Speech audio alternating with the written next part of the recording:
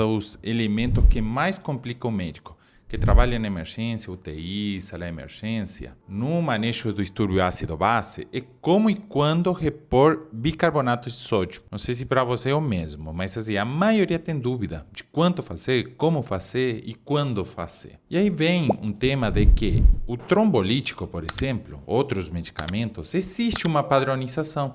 É tanto por peso em tanto tempo. As drogas vasoativas tenta-se uma padronização, infusão, em micrograma quilo minuto, etc. Agora, o bicarbonato, parece que todo mundo quer falar, mas não existe ninguém que fale essa é a maneira certa. E sabe por quê? Porque não existe realmente uma maneira certa. Existe a individualização. O que existe, sim, é a indicação. Quando indicar bicarbonato de sódio? A gente tem coisas mais robustas, né? Temos bem mais informações para quando prescrever bicarbonato de sódio. Por exemplo, acidose metabólica com lesão renal aguda, onde há uma lesão renal aguda, há uma acidose metabólica, há uma acidemia, tá? pH baixo, bicarbonato baixo consumido, e pode estar associado a uma hipercalemia, e ainda não há uma indicação formal de hemodiálise nesse paciente, há uma indicação sim de bicarbonato. Ou um paciente que está na mesma condição e está em choque, pode fazer e corrigir o bicarbonato de sódio. Outra, na PCR, com acidemia, pode fazer. Como se faz em bolos, tem indicação. Outra, um choque séptico que está refratário e que mantém uma acidemia por acidose metabólica. Pode ser por hiperlactatemia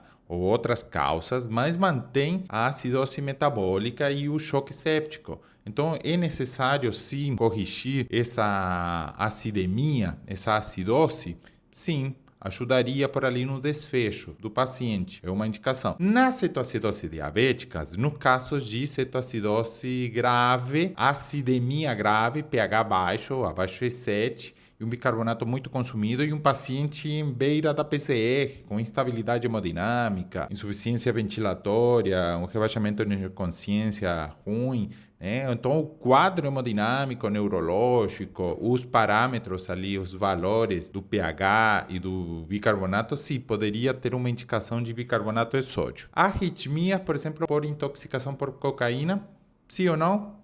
Mas há uma indicação, hipercalemia com acidemia, tá? Na rabdomiólise, isso de alcalinizar a urina, não é muito robusta a evidência, mas se há uma rabdomiólise com lesão renal aguda e com acidemia por acidose metabólica, né? Consumo aí do bicarbonato, sim, poderia ter uma indicação, né? Então veja que para indicar o bicarbonato, a gente sim tem uma robustez maior.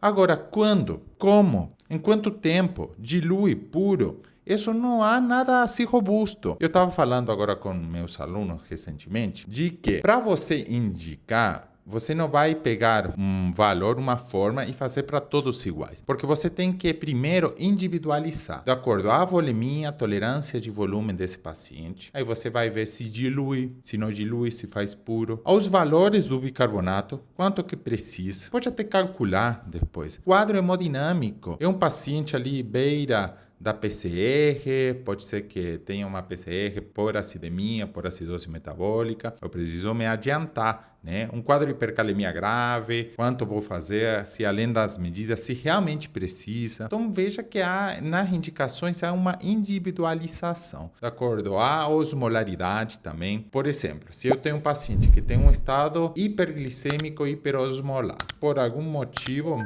não é muito comum que aconteça, mas por algum motivo ele está com uma acidose metabólica grave e eu preciso fazer bicarbonato. Se eu faço o bicarbonato puro, ele já está hiperosmolar, já está hipernatrêmico, hiperglicêmico. Eu vou acrescentar ainda sódio 8,4%. Então seria ideal formar uma solução carbonatada e infundir nesse paciente com mais volemia. E ainda você precisa avaliar se esse paciente tolera esse tanto de volume que você vai fazer. Então veja que a individualização prima muito na escolha de como e quando vou fazer bicarbonato de sódio. Como que eu faço? Eu primeiro individualizo. Se eu for fazer puro, um paciente grave, hipercalêmico, acidose metabólica grave, quadro de choque, e está, por exemplo, com um bicarbonato de 5 e e um pH de 7,1, 7, eu vou correr uns 100 ml, vou reavaliar a resposta clínica desse paciente e vou ver se precisa mais. Como que eu corro? Cato o frasquinho, colocamos um equipo e colocamos para correr gota a gota, assim, tac, tac, tac, mais rapidinho, 1 hora e meia, tudo bem. Vale a pena colocar em infusão? O que vale é que você tem um controle estrito de como e quanto vai infundir. Agora, 24 horas, etc. Dependendo do lugar onde você trabalha. Se você está numa UPA, onde você atende pacientes graves, estão lá deitados, mas é porta aberta. E junto com esses pacientes chega um infarto, um AVC, a equipe já está sobrecarregada. Aí você vai sobrecarregar mais eles, colocando bomba, ajustando a bomba. E isso, não, porque não é necessário. Então, faça melhor voos mais controlados, voos de infusão curta, 1 hora, ali mais controlada, ao redor do dia. Por exemplo, em outras drogas também, se for fazer hidrocortisona no choque séptico e você tem uma equipe enxuta, já sobrecargada, muitos leitos, paciente muito grave, deixa de horário, em vez de infusão contínua. Não há uma coisa muito clara do benefício uma sobre outra, tá? Então, escolha de acordo com a tua equipe também, a logística de onde você trabalha. Se eu for fazer na PCR, 20 ml, 30 ml em bolos, tá? Bolos rápido. E aí você reavalia, depois, se você tem gasto rápido, você pede. Aí, se precisar repetir, repete. Se for fazer uma solução carbonatada, um paciente que está desidratado, por exemplo, entenda que o bicarbonato de sódio que a gente tem a apresentação tem 8,4%. Então, quer dizer que é 8 vezes a mais a concentração osmolar que o soro fisiológico em sódio. Tá? Se o soro fisiológico é 0,9%, esse aqui é 8,4%, tá? Estamos falando de bicarbonato de sódio. Então, atenção a esse detalhe, é importante isso. Se está desidratado ainda, você joga ali puro 250 ml, pense que essa osmolaridade está faltando água, né? Ainda está desidratado. Então, o sódio desse paciente vai subir pra caramba. Dilua ali em água destilada, 250 para 1.000. Pelo menos, para que fique um 2,4, né? Uma coisa assim, bem mais diluído. Ou dilua ali em 2 vezes, 250 ml, cate a metade, coloque em 1.000 de água destilada. Dê uma diluída, isso é o importante. Se o paciente está em jejum, ou não tem o trato gastrointestinal fatível, que não pode dar água e precisa glicemia, você pode diluir, por exemplo, em soro glicosado. Tá? Aí veja que vai estar diluído o sódio, mas a glicose 5% acaba sendo também um pouco mais osmolar que o sangue.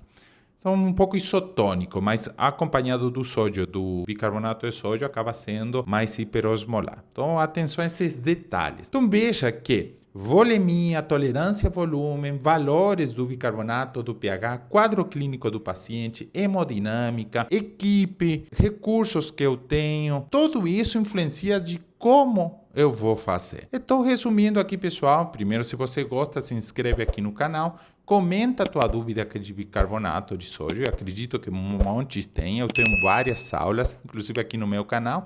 E dentro da comunidade Arcamed também. A gente discute bastante isso, mas deixa as tuas dúvidas aqui. E veja que as indicações, elas sim são formais, mas o tipo e o tempo, tipo como vou infundir, e o tempo vai depender de vários outros fatores, né? Não existe em si uma coisa realmente assim para todo mundo. É assim para meu paciente, tá bom? É isso ali, espero que tenham gostado. Se inscreve e deixa teu like aqui para ajudar a criar mais vídeos assim. Um abraço.